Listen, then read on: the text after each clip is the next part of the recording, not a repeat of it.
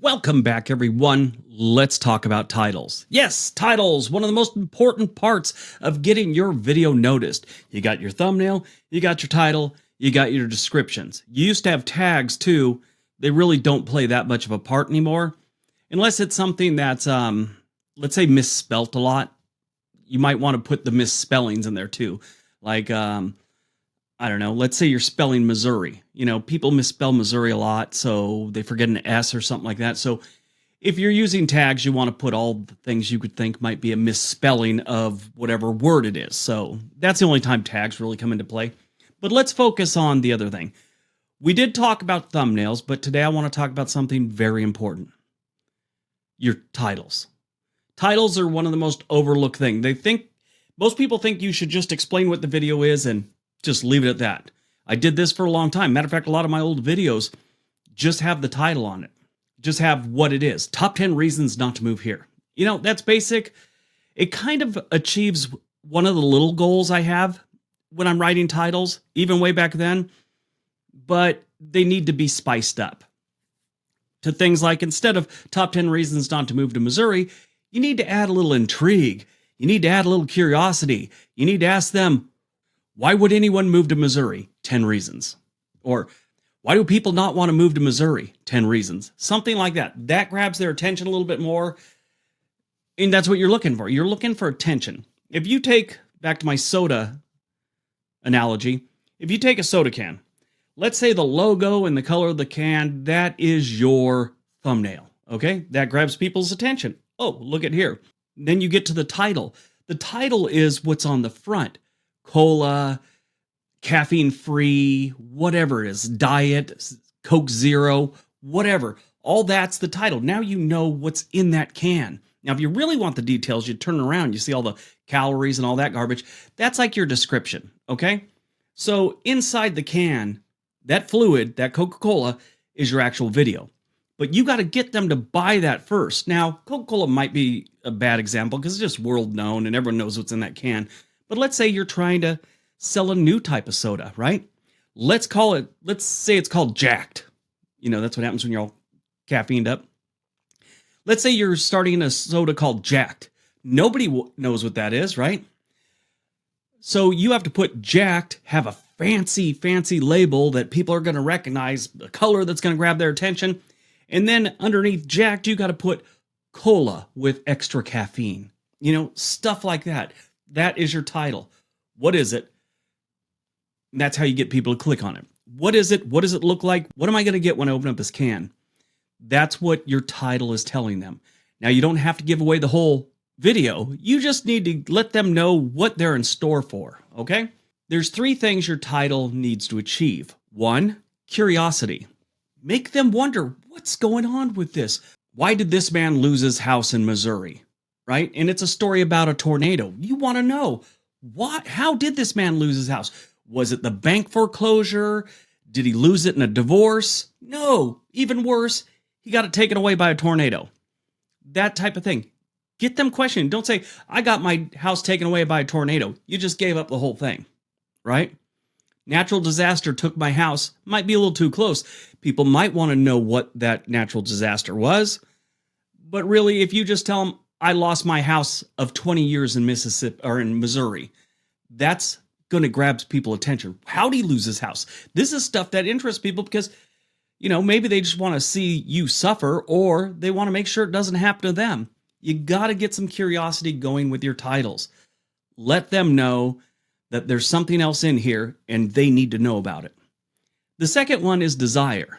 Desire is usually used with people that are doing vlogs, lifestyle things, or let's say travel things. My travel channel, Sweet Life According to Briggs, I use desire a lot. I stayed in a $35,000 cruise cabin.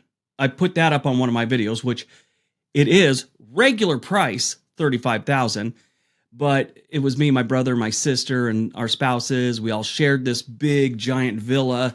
It was during the pandemic. So they were just giving away cruises almost. So it was half price there. Then we got military discounts. So it definitely wasn't $35,000. But that gave them the desire. How did he do this? I want a $35,000 cruise cabin. So you have to give them a little desire. This is my new car. I'm going to tell you how I got it. I want to know how he got it. There's curiosity and desire because I want that car. You know, you may not think, absolutely, I want his car. You might think, wow, he got a car. I need a new car. I wonder how he got his. Give them a little desire. Give them a little curiosity. Now, fear almost stands out on its own. You want to scare people. Now, sadly, human beings react better to fear than just about anything else. I use it all the time in, when I'm talking about negative things about a location, 10 countries that are going to collapse. Get out now. Okay, you've just installed a little fear. Top 10 countries you're going to get kidnapped. More fear. There's all kinds of them I've used over the years. The most dangerous neighborhoods in Detroit. Things like that. Give people a little fear, because if there's fear involved, there's a few different reasons they want to watch it. First of all, it grabs their attention. And just like the old news thing goes, if it bleeds, it leads. So if it is negative, it's the first thing you put up there because that's going to draw people in. It's going to draw people in. I remember one time it was kind of funny, but one of their things they said on the news, it must have been a slow night, right? I'm sitting there watching.